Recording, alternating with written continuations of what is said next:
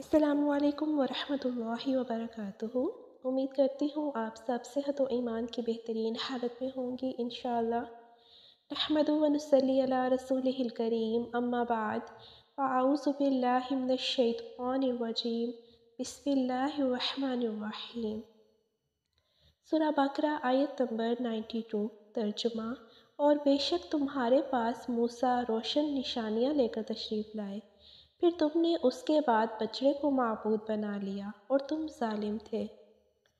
تو یہ آیت بھی بنی اسرائیل پہ ہی ہے، اور البتہ تحقیق لائے، یعنی کہ تمہارے پاس موسیٰ کھلی نشانیاں، یعنی کہ سمندر کا پھٹنا، ٹھیک ہے، تو پھر بھی تم نے بچڑے کو معبود بنا لیا ان کے جاننے کے بعد بھی۔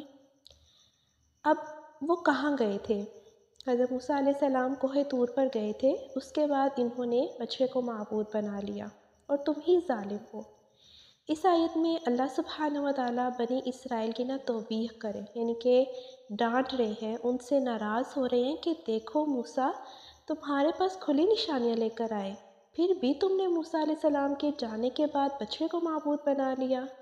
کیا تمہیں یقین نہیں تھا کہ موسیٰ اللہ کی طرف سے آئے ہیں اور اللہ ہی نے ان کو یہ معجزات بھی دیے ہیں؟ اتنی کھلی نشانیاں دیکھنے کے بعد بھی پھر یہ کیسے ہوا کہ تم نے اپنے ہاتھوں سے بنائے ہوئے سونے کے بت کو اپنا اللہ مان لیا؟ اور پھر یہ کب ہوا؟ جب 30 راتوں کے لیے حضرت موسیٰ علیہ السلام کوہ طور پر گئے، اور جب وہ واپس نہیں لوٹے 30 دن کے بعد، تو پھر سامری نے اپنی قوم کو بہکایا اور کہا کہ موسیٰ تو بھول گئے ہیں، تو جس مقصد کے لیے گئے تھے اس کو بھی نہ پا سکے، اور انہیں اللہ تعالیٰ کہیں بھی نہ ملے، اور کوئی اللہ نہیں ہے، لہٰذا یہ بچڑا تمہارا اللہ ہے۔ تو سامری ایک طرح سے ان کو فتنے میں مبتلا کر رہا تھا۔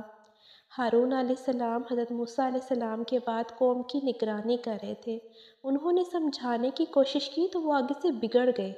پھر انہوں نے جواب دیا، سورہ طٰہٰ آیت نمبر 91 میں آتا ہے کہ ہم تو اسی کی عبادت کرتے رہیں گے جب تک کہ موسیٰ ہمارے پاس واپس نہیں آتے۔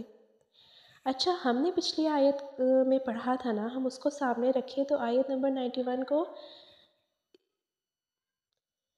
اس میں دیکھیں کہ جب ان سے کہا جاتا ہے کہ ایمان لاؤ اس پر جو اللہ نے اتارا، تو وہ کہتے ہیں کہ ہم تو اس پر ایمان لائیں گے جو ہماری طرف بھیجا گیا ہے اور اس کے علاوہ کا انکار ہے۔ تو پھر یہاں پہ اس کا جواب دیا جا رہا ہے کہ جب محمد صلی اللہ علیہ وآلہ وسلم تمہارے پاس آئے، حق لائے، تو تم نے یہ کہہ کر ماننے سے انکار کیا کہ ہم ان کی بات نہیں مانیں گے، ہم صرف وہ مانیں گے جو ہماری طرف آیا ہے، یعنی کہ جو ہمارے پاس لائے ہیں حضرت موسیٰ علیہ السلام۔ تو پھر اللہ سبحانہ و تعالیٰ فرما رہے ہیں کہ یہ بات کرتے ہو کہ موسیٰ کے لائے ہوئے کو ہم مانیں گے۔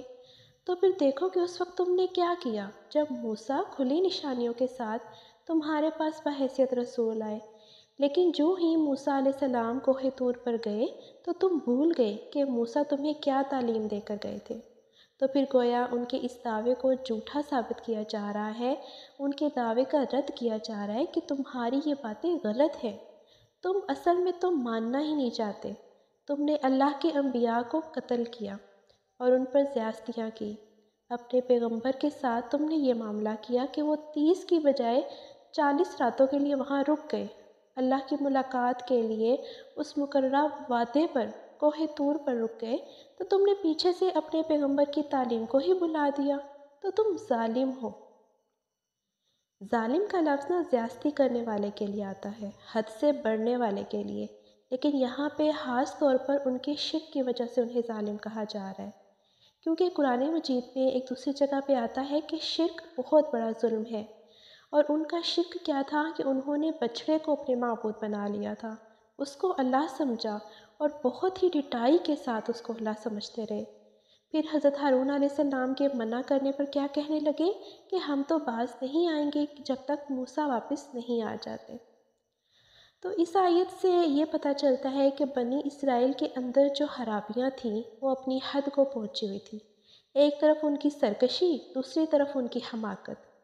اب ان کی حماقت کیا تھی کہ نشانیاں دیکھنے کے بعد انہوں نے ایک بت کو سجدہ کیا، اور ان کے عقیدے کی خرابی اور ان کی کمزوری، یہاں سے ان کے ایمان کا پتہ چلتا ہے۔ اور یہ کس قوم کی بات ہو رہی ہے؟ بنی اسرائیل کی۔ آج ہمارا کیا حال ہے؟ ہم کیا کرتے ہیں؟ ایک نہیں کئی بت بنائے ہوئے ہیں، کئی قبریں بنائی ہوئی ہیں جن کو مسلمان پوجتے ہیں، جن کے آگے سجدے کرتے ہیں۔ صریحہ قرآن اور سنت کی تعلیمات کے خلاف اللہ کے سوا دوسروں سے فریادیں کرتے ہیں۔